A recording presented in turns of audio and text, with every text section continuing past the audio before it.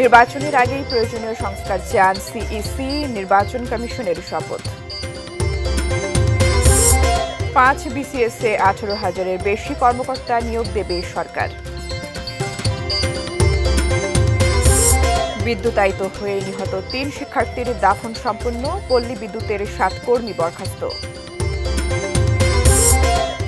Tazreen tragedy দিবস, নিহতদের স্মরণ করতে গিয়ে আহতদের শোক।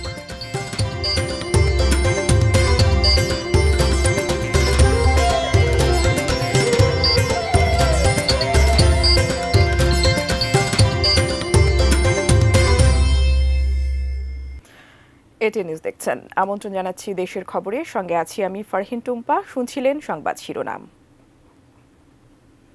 বিস্তারিত। শপথ নিয়েছেন নবনিযুক্ত প্রধান নির্বাচন কমিশনার এএমএম নাসিরউদ্দিন সহ নতুন 4 নির্বাচন কমিশনার। দুপুরে সুপ্রিম কোর্টের জাজেস লাউঞ্জে প্রধান বিচারপতি সৈয়দ রেফাত আহমেদ তাদের শপথ পড়ান। প্রথমে প্রধান নির্বাচন কমিশনার ও পরে 4 জন কমিশনারকে শপথ বাক্য পাঠ করান প্রধান বিচারপতি।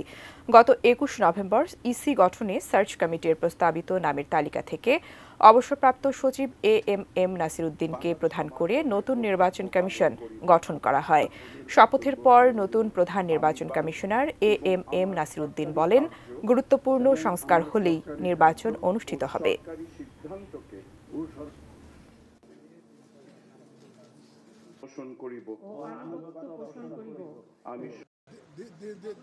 দেখেন, সংস্কার একটা চলমান প্রক্রিয়া, কিন্তু একটা ইলেকশন করতে গেলে আমাকে তো কিছু এসেনশিয়াল সংস্কার তো লাগবে। ইনশাল্লাহ আমরা সবাই মিলে আপনাদের সবার সহযোগিতা নিয়ে কিন্তু আমাকে করতে হবে। আমরা একা পারবো না, কিন্তু আপনাদের সহযোগিতা লাগবে, দেশবাসীর সহযোগিতা লাগবে, রাজনৈতিক দলগুলোর সহযোগিতা লাগবে। সবার সহযোগিতা নিয়ে ইনশাল্লাহ আমরা এই জাতিকে একটা free, fair and credible election আমরা ইনশাল্লাহ উপহার দেব। 43 থেকে 47তম এই 5টি বিসিএস এর মাধ্যমে 18,149 জনকে নিয়োগের প্রক্রিয়া শুরু করেছে সরকার। রোববার সচিবালয়ে এক ব্রিফিংয়ে জনপ্রশাসন মন্ত্রণালয়ের সিনিয়র সচিব ডক্টর মোহাম্মদ মোখলেস উর রহমান এই তথ্য জানান। এছাড়া নতুন করে জেলা প্রশাসক নিয়োগের ফিটলিস্টও করা হবে বলে জানান তিনি। ক্যাডার এবং বিসিএস এর একটা দেখবেন যে নন ক্যাডারও থাকে, এই দুইটা মিলে হলো 18,149। ক্যাডারে হলো 12,710, নন ক্যাডার হলো 5,439। নতুন ডিসি ফিটলিস্ট এই কাজটা শুরু হবে এবং এই কাজটা আমরা গতবার যেরকম তাড়াহুড়া দিনে রাতে মানে আনলিমিটেড একটা সিচুয়েশনে কাজটা করতে হয়েছে, there was lot of labs or whatever it is is.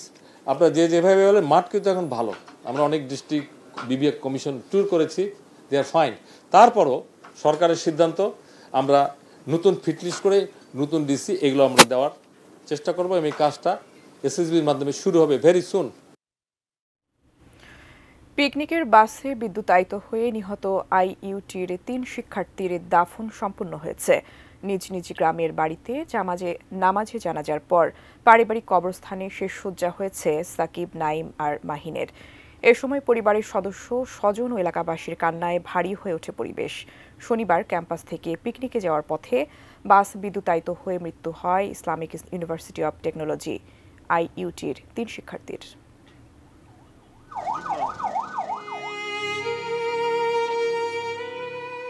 রাজশাহীর মুরারিপুরের সন্তান জোবায়ের আলম সাকিব শেষবারের মতো ফিরলেন পিতৃভিটায়। তাকে শেষ দেখা দেখতে এত মানুষ। রোববার সকালে নামাজে জানাজা শেষে পারিবারিক কবরস্থানে শেষ সজ্জা হলো সাকিবের। তার আচরণের কাছে আমাদের হবে না, আচরণে যদি কেউ ক্ষুব্ধ হয়ে থাকেন বা খারাপ মনে হয় তাহলে পরে আপনারা ক্ষমা করে দিন। নিরাপত্তার ব্যবস্থা করা হলো না কেন? ভিসি মহোদয় এই যারা দিনে দায়িত্ব পালন করেছেন, ডিপার্টমেন্টাল প্রধান ছিলেন, আমি মনে করি তারা এর জন্য দায়ী। ফেনীর নাইম হোসেন আইইউটির 3য় বর্ষের শিক্ষার্থী ছিলেন। আদরের সন্তানকে হারিয়ে পরিবারের শোকের মাতম।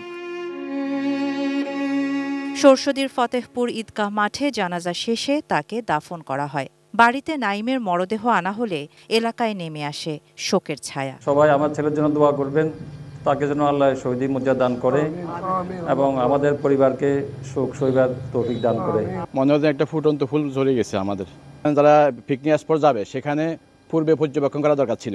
আর পল্লী বিদ্যুতের বলছিল যে একটা ঝুলন্ত তার দীর্ঘদিন পর্যন্ত ঝুলে আছে, কিন্তু তারা এটা অবহেলা করছে। মুক্তাসিন রহমান মাহিনের বাড়ি রংপুরের জুম্মাপাড়ায়। পিকনিকের বাস বিদ্যুতায়িত হলে ঘটনাস্থলেই মৃত্যু হয় মাহিনের। রোববার বাদ জোহর জানাজা শেষে মুন্সিপাড়া কবরস্থানেই তাকে শায়িত করা হয়।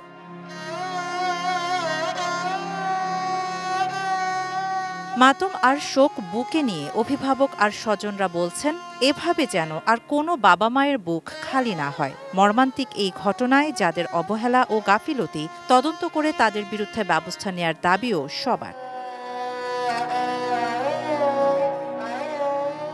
Shahana Jahan, desk report, ATN news.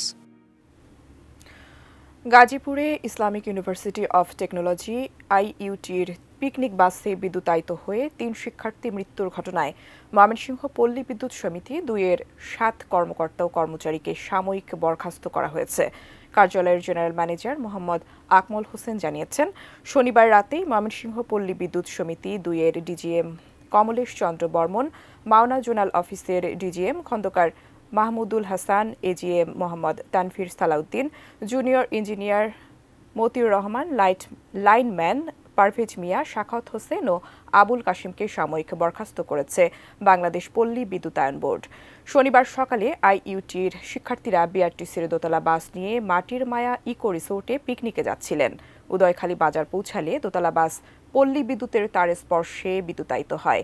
মৃত্যু হয় 3 শিক্ষার্থীর। মর্মান্তিক এই ঘটনায় 2টি তদন্ত কমিটি করেছে বিশ্ববিদ্যালয় প্রশাসন ও গাজীপুর জেলা প্রশাসন।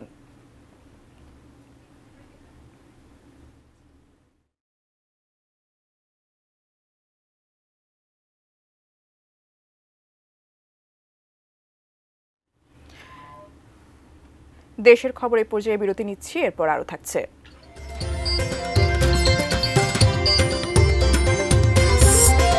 রাজধানীর বাইরেও মারাত্মক ডেঙ্গু পরিস্থিতি।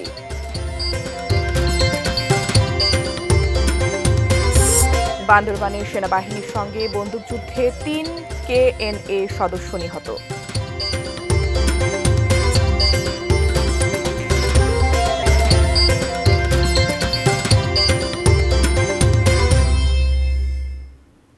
বিরতির পর আবারও আমন্ত্রণ দেশের খবরে। ধন্যবাদ সঙ্গে থাকার জন্য। জাহাঙ্গীরনগর বিশ্ববিদ্যালয়ে অটোরিকশার ধাক্কায় আফসানা করিম রাচি নিহতের ঘটনায় জাহাঙ্গীরনগর শাটডাউন কর্মসূচি পালন করছেন বিশ্ববিদ্যালয়ের 53 ব্যাচের শিক্ষার্থীরা। সকাল থেকে বিশ্ববিদ্যালয়ের বিজনেস স্টাডিজ অনুষদে তালা দেন রাচির সহপাঠীরা। পরে বিক্ষোভ মিছিল নিয়ে নতুন প্রশাসনিক ভবনের ফটকেও তালা ঝুলিয়ে দিয়ে অবস্থান নেন শিক্ষার্থীরা। এ সময় রাচি নিহতের ঘটনায় দায়ী রিকশা চালককে দ্রুত গ্রেপ্তার করে দৃষ্টান্তমূলক শাস্তির দাবি জানান তারা।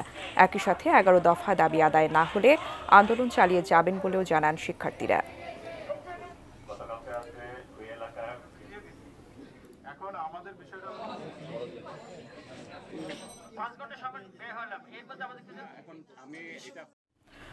সাভারের তাজরিন গার্মেন্টস ট্র্যাজেডির 1 যুগ পূর্তিতে নিহতদের স্মরণ করতে গিয়ে কারখানা মালিক দেলোয়ার হোসেন সহ দায়ীদের সর্বোচ্চ শাস্তির দাবি জানালেন স্বজন হারানো মানুষ ও আহত শ্রমিকরা।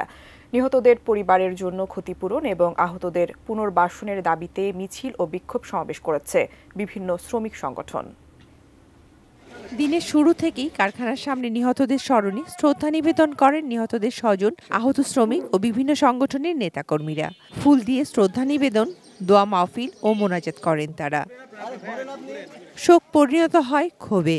মিছিল ও বিক্ষোভ সমাবেশ করে বক্তারা বলেন, তাজরিন ট্র্যাজেডির 12 বছর পেরিয়ে গেলেও এখন পর্যন্ত নিহত শ্রমিকদের পরিবারের জন্য ক্ষতিপূরণ নিশ্চিত হয়নি। আহত শ্রমিকদের চিকিৎসা ও পুনর্বাসন হয়নি। তাজরিনের মালিক দেলোয়ার হোসেন সহ দোষীদের বিচার কাজ আজও শেষ হয়নি সাক্ষ্যের অভাবে।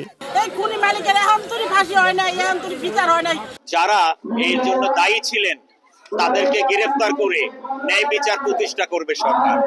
2012 সালের 24 নভেম্বর দেশের পোশাক শিল্পে দুর্ঘটনার একটি বিভীষিকাময় দিন। সাভারের নিশ্চিন্তপুরে তাজরিন ফ্যাশন কারখানায় লাগা ভয়াবহ আগুনে 117 জনের মৃত্যু হয়। আহত হন 2 শতাধিক শ্রমিক। Shakil Aziz, desk report, ATN news. দেশের বিভিন্ন জেলায় বেড়েই চলেছে ডেঙ্গু রোগীর সংখ্যা। অবস্থার চরম অবনতি হলেও অনেক হাসপাতালেই নেই ডেঙ্গু ওয়ার্ড। ডেঙ্গু মোকাবেলার প্রস্তুতিও তেমন নেই। সিটি কর্পোরেশন এবং পৌরসভাগুলোর উদাসীনতায় কমছে না মশা, ফলে উদ্বেগ উৎকণ্ঠা কমছে না সাধারণ মানুষের। খুলনায় গত বছরের তুলনায় বেড়েছে ডেঙ্গু রোগী। খুলনা মেডিকেল কলেজ হাসপাতালে গত বছরের নভেম্বরে ৮২ জন ভর্তি হলেও এবছর একই সময়ে চিকিৎসা নিচ্ছেন প্রায় ২৫০ রোগী। রোগীর চাপ বাড়লেও হাসপাতালটিতে নেই আলাদা ডেঙ্গু ওয়ার্ড। চট্টগ্রামে ডেঙ্গু আক্রান্ত হয়ে আরেক নারীর মৃত্যু হয়েছে। এ নিয়ে চলতি বছরে এ পর্যন্ত ডেঙ্গুতে ২১ নারীর মৃত্যু হলো। এছাড়া গত ২৪ ঘন্টায় ডেঙ্গু আক্রান্ত হয়ে জেলার বিভিন্ন হাসপাতালে ভর্তি হয়েছেন ৪০ জন। গত ২৪ ঘন্টায় শহীদ তাজউদ্দিন মেডিকেল কলেজ হাসপাতালে ৬৯ জন সহ অন্যান্য হাসপাতালে ভর্তি হয়েছেন ১০২ জন ডেঙ্গু রোগী।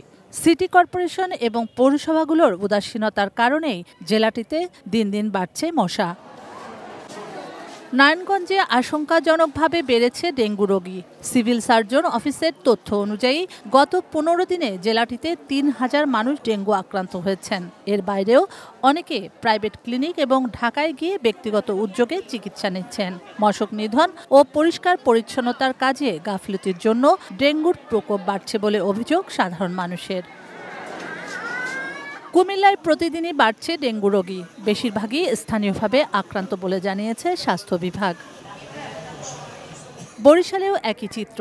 হাসপাতালগুলোতে রোগীর ভিড় বাড়লেও ডেঙ্গু প্রতিরোধে বরিশাল স্বাস্থ্য বিভাগ ও নগর কর্তৃপক্ষের কোনো কার্যক্রম নেই বললেই চলে। বরিশাল বিভাগের ৬ জেলায় চলতি বছর এ পর্যন্ত মারা গেছেন ৪৯ জন এবং আক্রান্ত হয়েছেন ৭,৪৩৮ জন। শুক্লা সরকার, ডেস্ক রিপোর্ট, এটিএন নিউজ। দেশের খবরের পর্যায়ে আবারও বিরতি নিচ্ছি, সঙ্গেই থাকুন।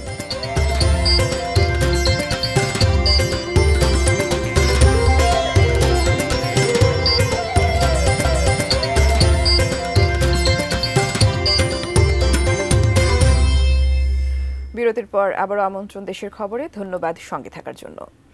সিরাজগঞ্জ ও কক্সবাজারে সড়ক দুর্ঘটনায় ৪ মোটরসাইকেল আরোহী নিহত হয়েছেন। সকালে পাবনা থেকে ঢাকাগামী একটি বাস উল্লাপাড়া উপজেলার বোয়ালিয়া সড়কে নিয়ন্ত্রণ হারিয়ে একটি মোটরসাইকেলকে চাপা দেয়। ঘটনাস্থলেই মোটরসাইকেলের এক আরোহীর মৃত্যু হয়। গুরুতর আহত অবস্থায় হাসপাতালে নেওয়ার পথে অন্যজনও মারা যান। চট্টগ্রাম কক্সবাজার মহাসড়কের চকরিয়ায় ট্রাকের ধাক্কায় আরও ২ মোটরসাইকেল আরোহী নিহত হয়েছেন। শনিবার রাত ১০টার দিকে চকরিয়ার উত্তর হারবাং ভিলেজার পাড়ায় এই দুর্ঘটনা ঘটে। চিরিঙ্গা হাইওয়ে থানার ইনচার্জ পরিদর্শক আরিফুল আমিন জানান, কক্সবাজারমুখী ট্রাকের ধাক্কায় ২ মোটরসাইকেল আরোহী নিহত হন।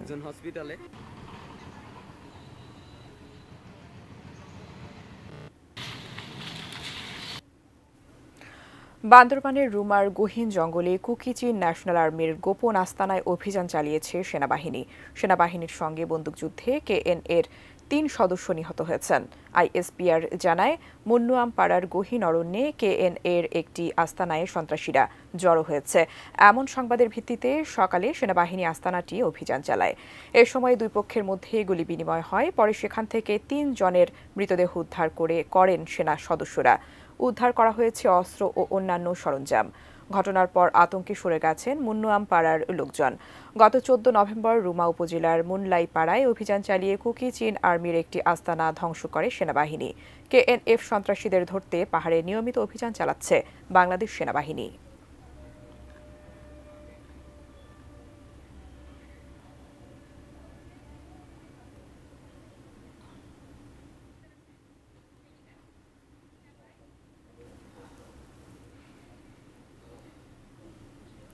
শেষ করব দেশের খবর, তার আগে এক নজরে শিরোনামগুলো জানিয়ে দিচ্ছি আরও একবার।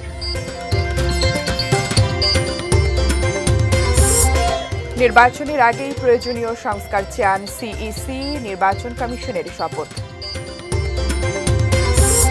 ৫ বিসিএসে ১৮,০০০-এর বেশি কর্মকর্তা নিয়োগ দেবে সরকার।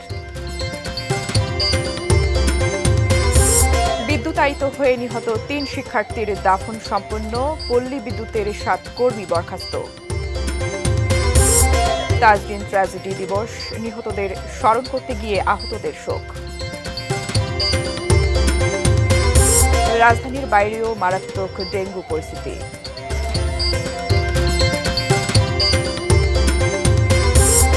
এবং বান্দরবানের সেনাবাহিনীর সঙ্গে বন্দুকযুদ্ধে 3 KNA সদস্য নিহত।